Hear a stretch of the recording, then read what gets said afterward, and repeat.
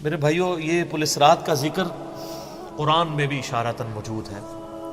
سورہ مریم کے اندر آپ کو 71 نمبر آیت مل جائے گی، پارہ نمبر 16 کے اندر۔ اعوذ باللہ من الشیطان الرجیم، بسم اللہ الرحمن الرحیم۔ دوزخ کے کانٹیکسٹ میں گفتگو کرتے ہوئے اللہ تعالیٰ فرماتا ہے وَإِن مِّنكُمْ إِلَّا وَارِدُهَا، اور کوئی بھی تم میں سے ایسا نہیں ہے مگر یہ کہ اسے دوزخ سے گزرنا پڑے گا۔ كَانَ عَلَى رَبِّهِ حَتْمًا مَقْضِيًّا، یہ تمہارے رب کی طرف سے تقدیر میں شدنی بات ہے، یہ ڈیسٹنی تمہارے لیے مقرر ہے کہ تم سب کو آگ کے اوپر سے گزرنا پڑے گا، چاہے کوئی جن ہے، انسان ہے، وہ پیغمبر ہے، صحابی ہے، تابعی ہے، نیک ہے، بد ہے، سب کو ایک دفعہ گزرنا پڑے گا۔ پھر کیا ہوگا؟ ثم ننجی الذین اتقوا ونذر الظالمین فیہا جثیا، پھر ہم نجات دے دیں گے اہل تقوی کو، اور جو ظالم ہیں ان کو گھٹنوں کے بل اسی دوزخ میں رہنے دیں گے۔ وَلِعَوْذُ بِاللَّهِ تَعَالَى اللہم اجرنا من النار، آمین۔ بخاری مسلم میں کئی ایک احادیث ہیں پل صراط کے حوالے سے۔ ایک وہ حدیث جو بخاری اور مسلم دونوں میں موجود ہے، اللہ کے محبوب صلی اللہ علیہ وآلہ وسلم فرماتے ہیں کہ قیامت والے دن اللہ تعالیٰ جہنم کے دونوں سروں پہ ایک پل رکھے گا، یعنی جہنم کو پار کرنے کے لیے ایک بہت بڑا پل رکھے گا۔ بخاری مسلم کے الفاظ ہیں سب سے پہلے میں اپنی امت کو لے کے اس کے اوپر سے گزروں گا، اور اس کے بعد باقی انبیاء بھی اپنی امت کے لوگوں کو اپنے ساتھ لے کر گزریں گے، اور ہر رسول کی زبان پہ سمیت میرے رب سلم رب سلم رب سلم ہوگا، اے اللہ سلامتی فرمانا، اے اللہ سلامتی فرمانا، اے سلامتی فرمانے والے رب سلامتی فرمانا۔ اب نماز کے بعد بھی مسلم شریف میں دعا ہے نا، اللہم انت السلام ومنک السلام تبارک یا ذا الجلال والاکرام، سلامتی۔ اور نبی علیہ السلام فرماتے ہیں یہ کلام بھی صرف انبیاء کر رہے ہوں گے، انبیاء کے علاوہ کسی کو کلام کرنے کی اجازت بھی نہیں ہوگی۔ آپ ویسے کہتے رہیں کہ ہمارے بزرگ جو ہیں وہ پھڈا ڈال کے بیٹھ لیں گے کہ میں اپنے مرید لے کے جانے دیں۔ بخاری مسلم کہتی ہے کہ انبیاء کے علاوہ سب کی زبانیں ہوں گی گونگ، سوائے اس کے کہ وہ کہیں گے رب سلم رب سلم رب سلم۔ پھر نبی علیہ السلام فرماتے ہیں کہ بخاری مسلم کے الفاظ ہے کہ جب لوگ پل صراط سے گزر رہے ہوں گے نا، تو پل صراط کے دونوں جانب آنکڑے لگے ہوئے ہوں گے، جس طرح کے کانٹے ہوتے ہیں،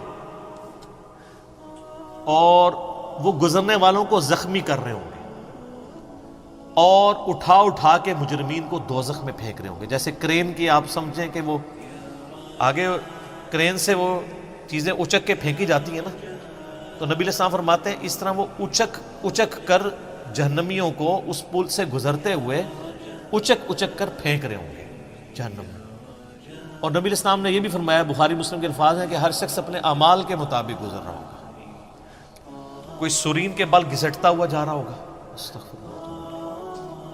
آپ سر اس منظر کو امیجن بھی نہیں کر سکتے۔ یہاں تو کہتے ہیں لوگ جو کچھ بھی ہے تیرے محبوب کی امت سے، تو وہ امت کون سی ہے جو گزر رہی ہوگی؟ وہ آپ ہی لوگ ہی ہیں، ہم لوگ ہی ہیں۔ اللہ تعالیٰ سلامتی کے ساتھ ہمیں گزار دیں، آمین۔ آپ علیہ السلام فرمایا کہ بعض لوگ جو ہیں وہ یعنی تیز رفتاری سے گزر رہے ہوں گے، بعض گھسٹ کے اپنے اعمال کے مطابق گزر رہے ہوں گے، اور پھر لوگ کٹ کے دوزخ میں گر رہے ہوں گے۔ بخاری مسلم کے الفاظ ہیں اس پل سے کٹ کے دوزخ میں گر رہے ہوں گے، پھر وہ دوزخ میں رہیں گے یہاں تک کہ اللہ تعالیٰ ان کے لیے کوئی فیصلہ فرما دے۔ وَلِعَوْذُ بِاللَّهِ تَعَالَى، اللہ تعالیٰ کی پناہ، اللہم اجرنا من النار، آمین ثم آمین۔ صحیح مسلم میں ایک حدیث ہے، ابو سعید خدری کہتے ہیں کہ ہمیں یہ بات بھی پہنچی ہے کہ وہ پل جو ہے وہ تلوار کی دھار سے زیادہ تیز اور بال سے زیادہ باریک ہوگا۔ یہ الفاظ بالکل صحیح ہیں صحیح مسلم کے اندر۔ تو اس پل سے تو کوئی بندہ مہارت کے ساتھ بھی نہیں گزر سکتا، کوئی چائنی بھی نہیں گزر سکتا، وہ جو تو یہ اس کے اوپر سے گزرنا ایک معجزے والا معاملہ ہی ہوگا جس کو اللہ تعالیٰ نجات دے گا۔ اور یہ جو میں نے آیت پڑھی نا سورہ المریم کی آیت نمبر 71، اس کے کانٹیکسٹ میں کتاب التفسیر چیپٹر میں امام ترمذی اسی آیت کو ہیڈنگ بنا کے نا اس کے نیچے ایک حدیث لے کے آئے ہیں. یعنی یہ جو میں نے کہا نا قرآن میں پل صراط کا ذکر ہے، امام ترمذی کا بھی یہی فہم ہے. انہوں نے اس آیت کی ہیڈنگ بنا کے جامعہ ترمذی میں حدیث لی ہے بالکل صحیح سند کے ساتھ پل صراط کے حوالے سے، کہ نبی صلی اللہ علیہ وآلہ وسلم نے ارشاد فرمایا کہ یہ پل صراط جہنم پہ رکھا ہوا ایک پل ہے جس پر سے لوگوں کو گزرنا پڑے گا اور ہر شخص اپنے اعمال کے مطابق گزرے گا. بعض لوگ بجلی کسی تیزی سے گزر جائیں گے، جیسے آسمان سے ایسے بجلی کڑک کے نیچے پتہ ہی نہیں چلتا، ود ان سیکنڈز. بعض ہوا کی تیزی سے گزریں گے جو اس سے کم نیک ہوں گے. بعض گھوڑ سوار یا اونٹ سوار کسی تیزی سے گزریں گے، بعض بھاگتے ہوئے گزر جائیں گے، اور بعض جو ہیں وہ پیدل چلتے ہوئے، اور بعض سرین کے بل گھسٹتے ہوئے. سر اتنا لمبا پل، پتہ نہیں کتنی مسافت ہے. بلکہ بخاری مسلم میں الفاظ ہے، نبی علیہ السلام نے فرمایا کہ اس پل کی لمبائی اللہ ہی بہتر جانتا ہے، مجھے نہیں پتا کتنی ہے. اوئے ہائے ہائے. اور بعض ایسے ہوں گے جو کٹ کٹ کے پھر دوزخ میں گر رہے ہیں، اور ان کا معاملہ پھر بعد میں اللہ تعالیٰ طے کرے گا کہ ان کے ساتھ کیا کرنا ہے. استغفر اللہ. جامعہ ترمذی میں ایک حدیث ہے، حضرت انس بن مالک جو حضور کو 10 سال تک وضو کرواتے رہے، بخاری مسلم میں آئے. ترمذی میں الفاظ ہیں، وہ کہتے ہیں یا رسول اللہ قیامت الدین آپ میری شفاعت کریں گے؟ فرمایا میں کروں گا.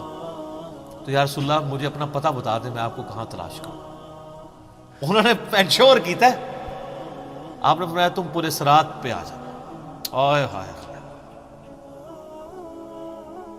تم مجھے پورے صراط پہ دیکھ لینا، میرے امتی گزر رہے ہوں گے، میں ان کے لیے سلامتی کی دعا کر رہا ہوں.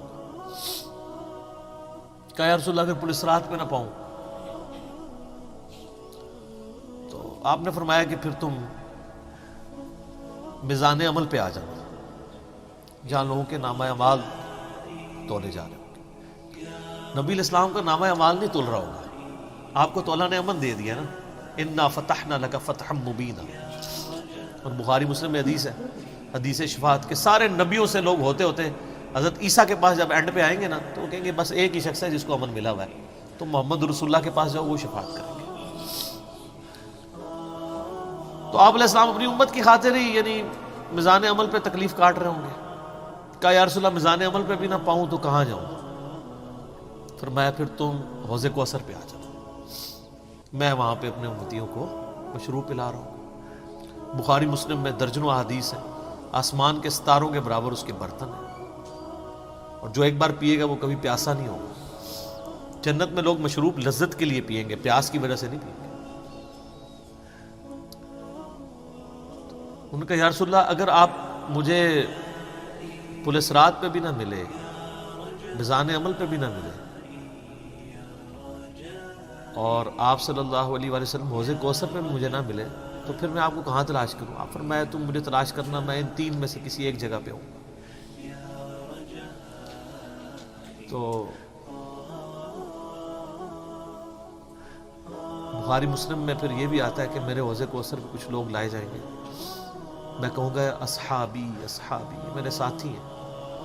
مجھے بتایا جائے گا کہ آپ کے بعد یہ دین سے الٹے قدم پھر گئے تھے، انہوں نے دین میں بدعتیں جاری کر دی تھی. آپ فرماتے ہیں میں کہوں گا سحقا سحقا لمن غیر بعدی، کو دور کر دو مجھ سے، میرا ان سے کوئی تعلق نہیں ہے. بخاری مسلم میں الفاظ ہیں، عبداللہ ابن ابی ملیکہ جب یہ حدیث بیان کرتے تھے تو کہتے تھے اے اللہ ہم تیری پناہ میں آتے ہیں اس چیز سے کہ تیرے نبی کی وفات کے بعد ان کے دین سے الٹے قدم پھر جائیں. یہ وہی لوگ ہیں جو حضور کی وفات کے بعد مرتد ہو گئے تھے، مسلمہ کذاب کے ساتھ مل گئے، منکرین زکوٰۃ میں شامل ہو گئے، سیدنا ابوبکر کے خلاف کھڑے ہو گئے. اور یہ صرف قانوناً صحابہ کے بارے میں صرف یہ حدیث نہیں ہے، عام امتیوں کے بارے میں الگ سے حدیثیں ہیں بخاری مسلم. یہ نہ سمجھیں کہ پچھلے لوگوں کے لیے، قیامت تک کے لیے جن لوگوں نے دین میں بدعتیں جاری کی ان کے لیے حدیثیں ہیں، اس میں امتی کے الفاظ میں ہیں، وہ بھی بخاری مسلم.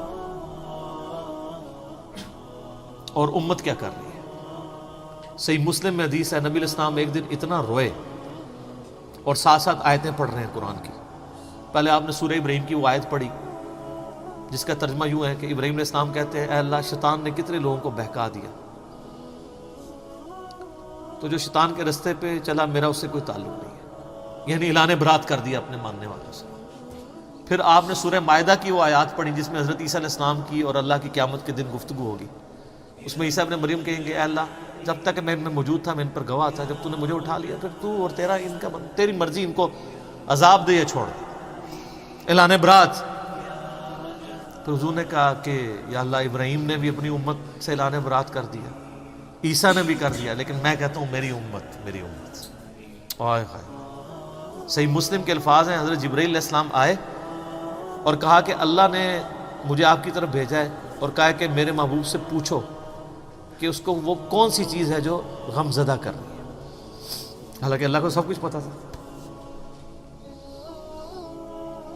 آپ نے فرمایا میری امت، تو جبرائیل علیہ السلام نے پھر اللہ کی طرف سے بشارت دی کہ نبی علیہ السلام کو کہ اللہ تعالیٰ فرماتا ہے کہ اے نبی آپ غم زدہ نہ ہو، ہم آپ کو آپ کی امت کے معاملے میں قیامت والے دن رسوا نہیں کریں گے۔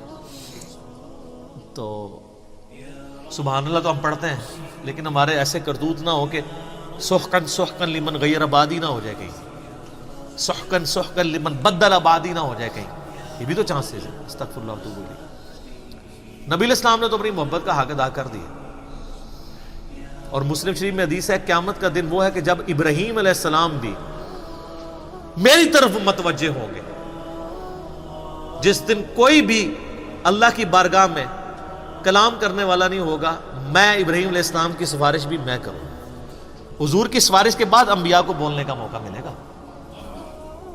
اسی پہ وہ اعلیٰ حضرت کا شعر ہے نا، وہ جہنم میں گرا ان سے جو مستغنی ہوا، ہے خلیل اللہ کو حاجت رسول اللہ کی۔ بل ہم شعر کہہ سکتے ہیں، ہم محبت کے لیے نعرے مار سکتے ہیں، لیکن نبی علیہ السلام نے جو امت کو تعلیمات دی تھیں حجۃ الوداع کے موقع پر، غدیر خم کے موقع کے اوپر، امت نے کسی ایک وصیت کا بھی پاس نہیں کیا۔ اب یہ ایک دردناک ٹاپک ہے، جتنی مرضی بات کی جائے نہ ختم ہونے والی ہے۔ بس اس کو اسی پہ کنکلوڈ کرتے ہیں کہ اللہ تعالیٰ قیامت والے دن ہمیں اپنی رحمت کاملہ سے اپنے محبوب صلی اللہ علیہ وآلہ وسلم کی شفاعت کے ساتھ قیامت کی ساری ہولناکیوں سے بلا حساب و کتاب جنت میں داخلہ عطا فرمائے۔ آمین ثم آمین۔